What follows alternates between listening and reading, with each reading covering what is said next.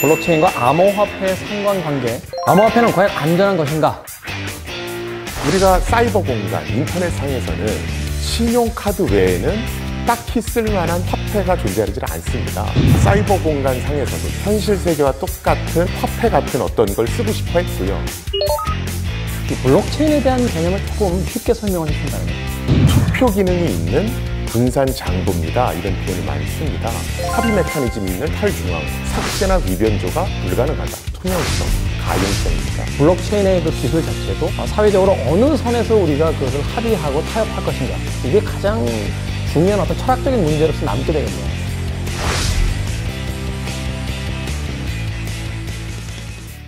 자, 블록체인과 암호화폐 이제 블록체인에 관한 이제 관계에 대한 이야기를 해주셨습니다. 여기서 조금 기초적인 질문을 다시 한 번만 좀 드려볼게요. 최근에 이제 4차 산업혁명이다라는 이야기를 굉장히 많이 합니다. 그런데 이 4차 산업혁명에 대해서 사실 또 논쟁이 많거든요. 4차 산업이 실제 하는 산업혁명이냐, 아니면 이것이 뭐 몇몇 음모론자들에 의하면 그냥 책을 써서 책을 팔기 위한 가상의 혁명이다라고 주장하는 사람들도 있습니다.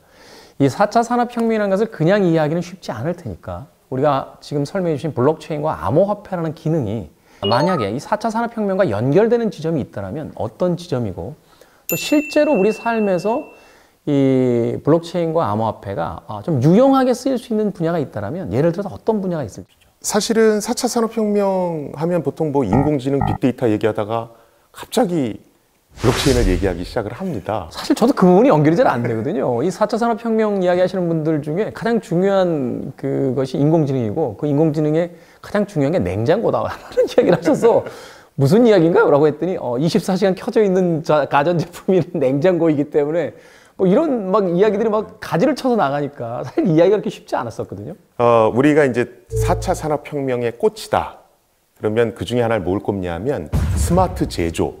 스마트 제조. 예, 그걸 꼽습니다. 스마트 제조를 한마디로 얘기한다면 극대화된 맞춤형 소량 생산이라고 얘기할 수 있거든요.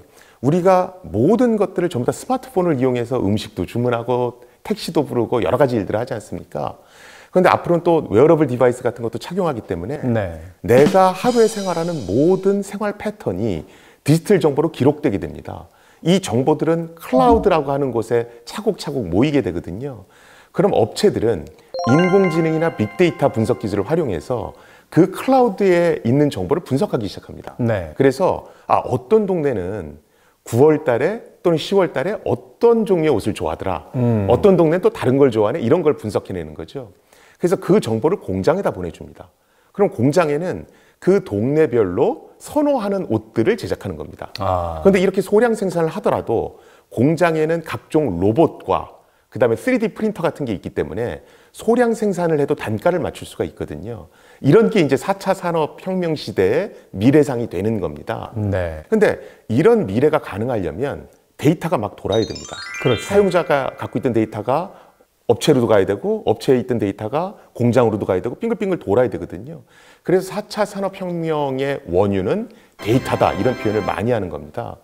근데 현실은 어떠냐 하면 우리가 택시를 타보면 택시기사 아저씨께서 택시 앱을 한 서너 개를 깔아놓고 쓰시잖아요. 그렇죠. 이게 왜 그러냐면 업체들이 고객 정보를 모아서 자기네들 데이터베이스에 놓고 다른 데랑 연동을 안 하는 겁니다. 사실 데이터가 자산이잖아요, 기업들의. 그렇죠. 그래서 그걸 우리가 보통 정보의 가두리 양식이다 이렇게 얘기를 하거든요. 근데 4차 산업혁명에서는 이렇게 가두리 양식을 하면 안 되는 겁니다.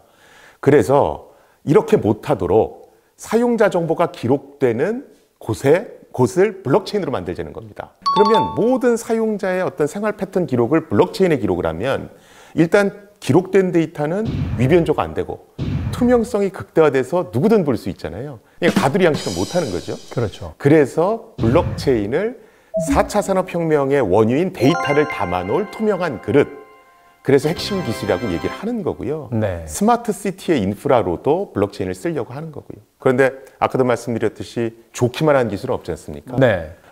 사실은 4차 산업혁명의 시대에 모든 개인의 데이터를 블록체인에 담으면 극대화된 투명성 때문에 누구 다 보잖아요. 그러니까 이제 프라이버시 침해 요소가 반드시 존재합니다. 그래서 실제로 블록체인을 뭐 스마트 시티든 4차 산업혁명의 인프라로 쓰려면 이 프라이버시 보호를 어떻게 하느냐, 그것이 굉장히 중요한 키가 될 확률이 높습니다.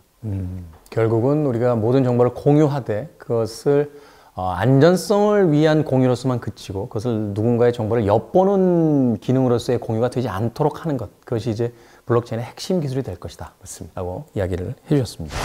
소위 이제 암호화폐라고 이야기할 때 우리가 이걸 이제 채굴이다라는 행위를 통해서 이제 갖게 되잖아요. 컴퓨터의 어떤 운동을 통해서 우리가 그 화폐를 이제 획득하게 되는데, 여기서 조금 이제 고민이 되는 지점이 뭐냐면, 현실에서의 화폐라는 건 내가 어떤 일을 해서 그 일에 대한 상하는 가치, 혹은 어떤 물건을 만들었을 때 그 물건을 남에게 넘겨주는 조건으로 이제 교환되는 가치로서 이제 화폐를 획득하게 된단 말이죠. 암호화폐라는 것은 쉽게 얘기해서 어떤 노동 혹은 어떤 상품의 생산 없이 그냥 컴퓨터의 활동에 의해서 돈들이 계속 생겨나온단 말이죠. 이런 화폐가 만들어졌을 때 사실은 이건 어떤 면에서 본다면 이제 무한대로 만들어질 수 있는 화폐가 될 텐데, 현실에 우리가 가지고 있는 어떤 이 화폐와 교환할 수 있는 가치라는 것은 한정되어 있잖아요. 그랬을 때 이 암호화폐라는 것이 과연 미래에 주화폐로서 기능을 할 수 있는 것인지, 이런 부분들이 조금 궁금하거든요. 실제로는 이제 어떻게 돌아가냐면, 사용자들이, 그러니까 비트코인을 사용하는 사람들이 열심히 인터넷을 들여다봅니다. 그래서 누가 거래를 할 때마다 각자 자신의 PC를 이용해서 어떤 거래가 이루어졌다라고 파일에 열심히 씁니다. 네. 그걸 이제 서로 회람을 합니다. 10분 단위로. 한번 돌려서. 예. 그래서 만약에 회람하는데 다 똑같으면 뭐 별 문제가 없고요. 만약에 다른 데이터가 존재하면 투표에 붙입니다. 네. 그런데 사실은 인터넷상에서 투표 기능을 구현한다는 건 쉽진 않습니다. 우리가 얼마 전에 그 드루킹 사건이 있었죠. 드루킹 사건이라는 건 혼자서 아이디를 200~300개를 사서 사실은 몰표를 주는 행위를 얘기하죠. 그렇죠. 여론을, 소수의 여론을 다수의 여론인 것처럼 조작해내죠. 네네. 이런 거 이제 평판도 조작 이렇게 얘기를 하는데, 사실은 인터넷 투표라는 것은 얼굴 확인이 안 됩니다. 그래서 이런 대량의 가짜 아이디를 이용한 평판도 조작에 되게 취약하거든요. 네. 그래서 우리가 보통 이런 평판도 조작을 막기 위해서 가장 손쉽게 할 수 있는 것이 이제 캡차라고 하는 겁니다.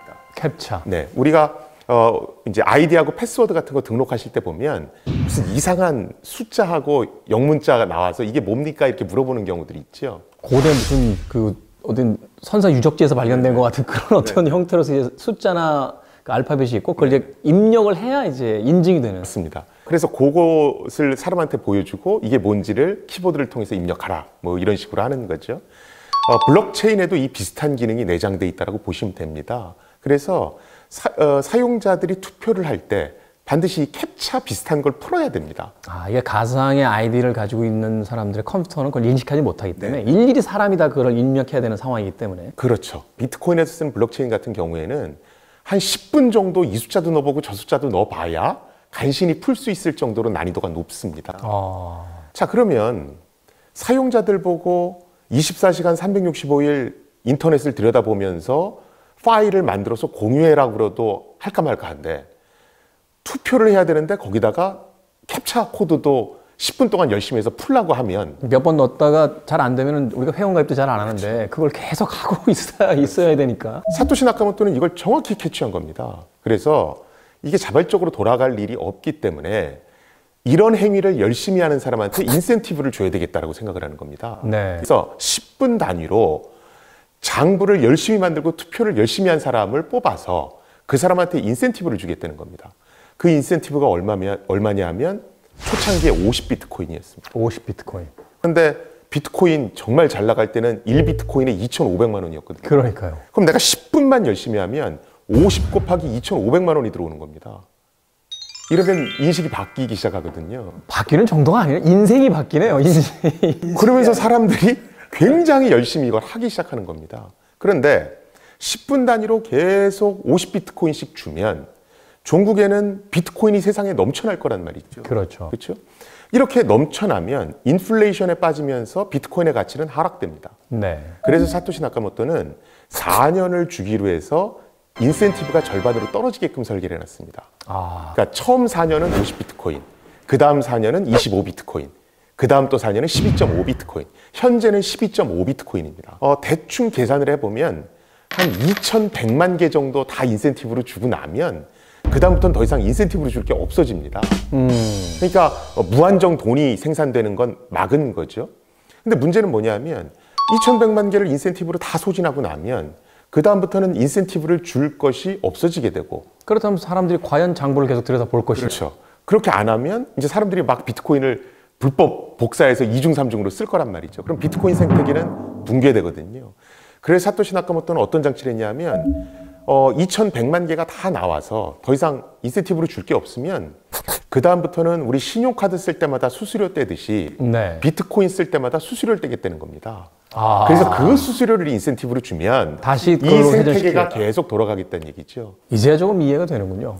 사실은 암호화폐를 그렇게 무한정으로 찍어냈을 때 과연 그 돈의 가치가 시장에서 온전히 보존이 될까? 이 부분도 사실은 굉장히 많은 고민이 있었던 부분들인데 사토시는 이미 그거를 예견을 하고 처음에 그러니까 말하자면 시장을 만들기 전에 그 시장의 전체에 통용될 화폐의 양 그리고 말하자면 그 세금으로서 떼어야 될 그 퍼센테이지 그 인센티브를 줘야 될 그 금액까지도 철저하게 수학적 계산을 통해서 이제 생태계가 만들어진다는 거네요. 맞습니다. 그래서 보통 우리가 암호화폐, 뭐 블록체인 얘기할 때는 저 같은 이제 암호나 뭐 이런 정보보호를 한 기술자도 있어야 되지만 경제학자도 필요합니다. 네. 이 경제학자가 필요한 이유가 화폐의 총량을 어느 정도로 해야 될 것이냐, 인센티브를 어느 정도로 책정해야 동기부여가 될 거냐, 이걸 이제 판단해야 되기 때문에 경제학자의 어떤 역할이 굉장히 크다고 하겠습니다. 네. 사실 그분이 가장 핵심이지 않을까 하는 생각이 듭니다. 뭐, 우리의 어떤 그 문명사에서도 이제 화폐 정책에 대한 걸 보면 은본인제에서 금본인제로 바뀌고 결국은 그 미국의 닉슨 행정부에 의해서 그 금본인제도 이제 깨지게 되면서 결국 어떤 인플레이션 현상도 더 많이 생기게 되고 시장이 교란되는 환경도 만들어지게 되고 또 우리가 알았던 2008년도에 겪었던 그 뭐 서프라임 모기지론 사태 같은 경우 또 이제 터지게 되면서 사실 이제 화폐의 가치가 순식간에 급락하거나 이제 급등하거나 하는 여러 가지 일들을 겪게 되는데 그것이 암호화폐이긴 합니다만 또 다른 어떤 시장에서 유통되는 화폐라는 걸 봤을 때는 분명히 그 정책적인 측면에서의 접근도 기술적인 측면에서의 접근만큼이나 중요하다 하는 것을 또 지금 이야기를 맞습니다. 해주신 것 같습니다. 앞서도 뭐 많은 이야기를 해주셨기 때문에 동호반복일 수 있겠습니다만 이 블록체인이 미래에서 암호화폐와 함께 이제 주 시스템으로 자리 잡기 위해서 가장 필요한 조치가 무엇이며 또한 우리 삶에서 가장 이 새로운 체계를 통해서 이제 얻게 될 이득이 있다라면 그것을 뭐 이해한다라면 이 시간을 통해서 이 블록체인에 대한 필요성이라든지 암호화폐에 대한 필요성을 좀 실감하시게 될 것 같은데. 저는 블록체인을 보실 때 줄기세포 보듯 하시라 이렇게 얘기를 합니다. 우리 초반에 줄기세포 나왔을 때 사람들이 2, 3년 안에 세상이 바뀔 것처럼 열광을 했잖아요. 그렇죠. 근데 시간이 좀 지나니까 이 줄기세포가 굉장히 유용한 기술인 건 맞는데 기술적 난제도 굉장히 많고 윤리적인 문제도 있다는 걸 이제는 알지 않습니까? 네. 제가 보는 블록체인은 딱 그렇습니다. 현재 기술적 난제도 많고 프라이버시 보호와 관련해서 윤리적 문제도 있습니다. 그래서 우리가 블록체인을 들여다볼 때는 장기적 투자 관점으로 들여다봐야지 단기간에 뭘 하겠다라고 그러면 굉장히 큰 어떤 부작용이 생길 수도 있음을 명심해 주셨으면 좋겠습니다. 네. 이것이 새로운 기술이라고 해서 우리 삶 전체에 모두 다 통용되는 기술은 아닐 거죠. 맞습니다. 그래서 결국은 우리가 철학적인 어떤 접근을 통해서 이 기술이 꼭 필요한 분야와 또 이 기술이 가지고 있는 어떤 단점에 의해서 우리가 조심해야 될 분야를 구분 짓는 것. 여기서부터도 사실은 이제 미래를 준비하는 어떤 그 과정이 출발해야 되지 않을까 그런 생각이 들게 되는 거죠. 오늘 너무 친절하게 많은 설명해 주셔서 감사합니다. 교수님. 감사합니다. 고맙습니다. 동국대학교 블록체인 연구센터장을 맡고 계신 박성준 센터장님 나왔습니다. 안녕하세요. 네, 안녕하세요. 박성준입니다.